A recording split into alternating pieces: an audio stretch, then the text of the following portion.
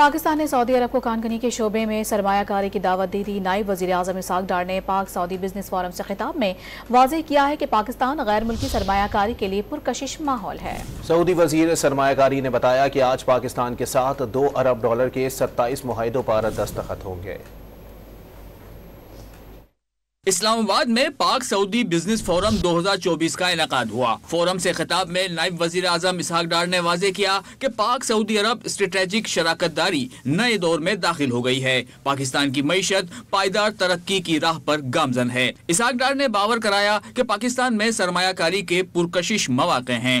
These achievements not only signify a turning point for Pakistan but also make our economy a more attractive and stable environment for foreign investment and partnerships.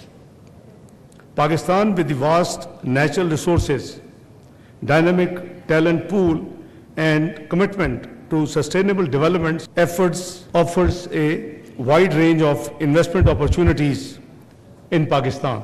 Saudi वजीर सरमायाकारी खालिद बिन अब्दुल अजीज अल फातह ने खिताब में पाकिस्तान को सरमायाकारी के लिए बेहतरीन मुल्क करार दिया। बताया कि आज दोनों मुल्कों के दरमियान $2 अरब मालियत के 27 मुआहिदों पर दस्तखत होंगे। Pakistan not only one of the highest return investment destination, but one that is low risk, very much financeable, bankable, and attractive for Saudi investors. Agreements and MOUs totaling 27 that will be signed throughout the day. Many of them have already been negotiated and agreed and will be announced today, over $2 billion.